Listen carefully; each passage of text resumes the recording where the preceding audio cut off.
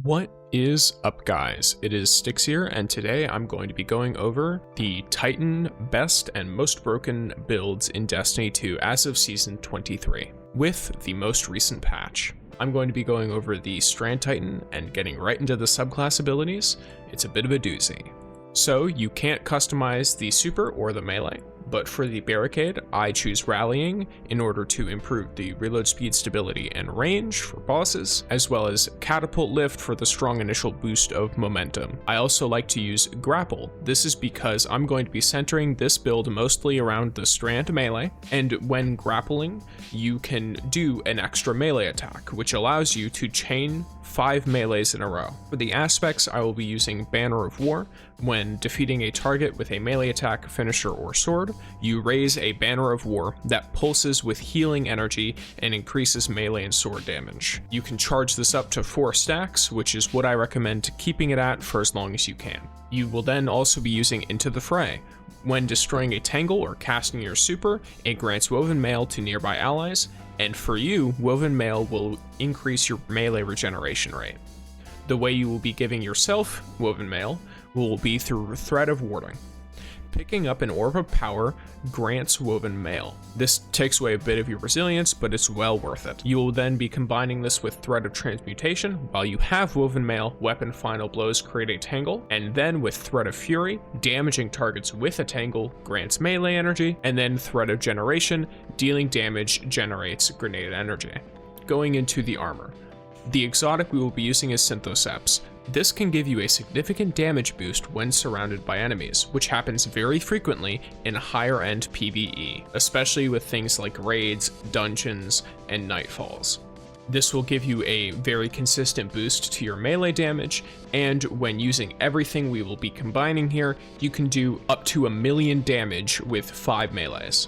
Now, starting with helmet mods, I will be using Heavy Ammo Finder to consistently have sword ammo, hands-on in order to get more super energy from melee kills, but the potentially most important on this helmet is Solar Siphon. Multi-kills with solar weapons, this includes your primary and your sword in this case, make motes of power. On your arms, I recommend using Double Heavy-Handed. This is to continuously drop more orbs of power, and running 2 of them increases its potency and decreases the cooldown. On your chest plate, I recommend running Concussive Dampener and Melee Damage Resistance. That is so that you can continuously be in melee combat without too much danger to your life. And on your legs, I recommend running Solar Weapon Surge. This will continuously increase the damage of your primary and of your sword. Finally, on your class item, I highly recommend running Time Dilation. This will increase the amount of time you will have armor charges, and then running this with Double Outreach makes it so every time you use your Rally Barricade, you will get a decent amount of melee energy. Stats wise, I recommend using 100 resilience and then going all in on your recovery, your strength, and your discipline. Whatever is easiest for you to hit the best high number you can get.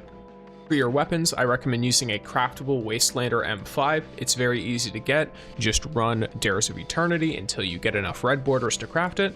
And I recommend running it with Full Choke, Tactical Mag, Pugilist, and 1-2 Punch. Full Choke tightens the spread of your pellets so that 1-2 Punch will activate more frequently and increase your melee damage for a short duration. And Pugilist will make it so any kills with this shotgun will generate improved melee energy, and dealing melee damage improves this weapon's handling so that you can proc 1-2 Punch more quickly. I then recommend using this with Boss Spec, as this will allow you to do extra damage to those boss style enemies. In your energy slot, I highly recommend using Sunshot, but I also can understand using any solar primary you are comfortable with. For example, depending on what champions you're going up against or anything of the sort, you could also run Tyranny of Heaven, the Ammit AR2, or the Zhao Li's Bane hand cannon. In the heavy slot, I recommend using Sola's Scar with Relentless Strikes, Vorpal Weapon, Jagged Edge, and Burst Guard. This is in order to increase the overall damage you will be dealing to bosses, as well as getting as much sword ammo as you can. The caster frame allows you to launch a small lake of fire with your heavy projectile attack, and this will continuously be doing damage while you are swapping to your melee and your shotgun. For your artifact mods, I highly recommend the crux of this build is Flint Striker. Rapid solar weapon precision hits and rapid solar weapon final blows will grant you Radiant, despite being Strand. You combine this with Torch, while Radiant deal increased weapon damage to combatants affected by Strand and Stasis debuffs, and Rays of Precision, while Radiant solar precision final blows cause combatants to ignite, and you basically have yourself playing a Strand and Solar subclass at the same time. Especially with Kindling Trigger, which while Radiant, your solar weapons will apply Scorch to unscorched combatants, so you basically end up playing two subclasses in one with extremely potent melee abilities and a lot of potential to outright murder bosses. I run this with the Solo Operative seasonal artifact mod in order to be able to solo things like the Prophecy Dungeon, Nightfalls, anything of the sort, and it has been working extremely well for me so far. On to the PvP build. With this, I'm going to be running a one-shot Peregrine Greaves shoulder charge build, and I will be consistently getting my melee back with Monte Carlo. This is most effective in any kind of 6v6s because people won't be expecting it, but it can also be very useful in things like competitive and even trials. For this, the subclass I will be using is Striker with the Thundercraft Super, the Towering Barricade to provide cover, Strafe Lift in order for more horizontal movement, Seismic Strike in order to shoulder charge, the Flashbang Grenade in order to blind enemies so that I can go after them a bit easier, and both Knockout and Juggernaut. Knockout will make it so that you will heal from getting melee kills and amplify yourself, as well as increasing your melee range and damage whenever you break a shield. Juggernaut, when sprinting with your full class ability, you will basically gain a frontal shield that will block a significant amount of damage for you. This improves even more after being amplified. You combine this with Spark of Focus, and after sprinting for a short time, your class ability regeneration is increased, so you will get it more and more frequently. Then, with Spark of Feedback and Spark of Resistance, you will take less damage from getting meleeed into groups, and you will deal more damage to those within the group. And Spark of Recharge, whenever you are critically wounded, your melee and grenade energy regenerate significantly more quickly.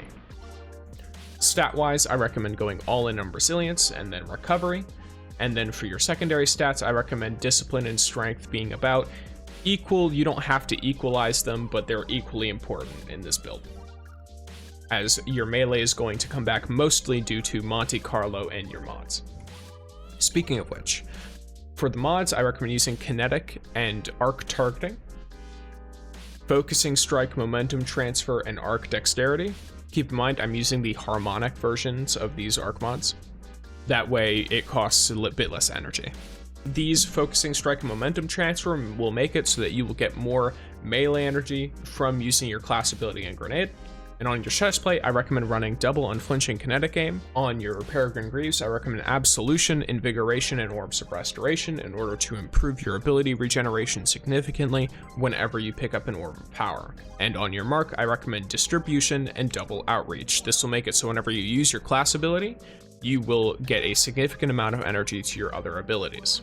Weapons-wise, I do recommend Monte Carlo, but if you absolutely despise the thought of using it, Quicksilver Storm, Dead Man's Tail, and Thorn are all great options. And for the shotgun, I do recommend a Sudden Death. However, if you want to try using this build with Void or Solar, for Void, I recommend using Retold Tale with Quick Draw Snapshot. And for Solar, I recommend Without Remorse with Threat Detector and Fragile Focus. However, for Sudden Death, I like using this with Elemental Capacitor because it improves your handling significantly when you are playing an Arc subclass. For your heavy, use whatever is comfortable. However, if you want to go with the meta options, I recommend a heavy machine gun or a grenade launcher. There are no relevant artifact mods to run with this setup, so this is the build. I hope you all enjoyed. This one's a bit shorter. I think I got a bit better about doing it quickly so that I wouldn't be wasting a ton of time. Thank you all for watching. I hope you enjoyed, and I will see you in the next one. Don't forget to like, comment, and subscribe.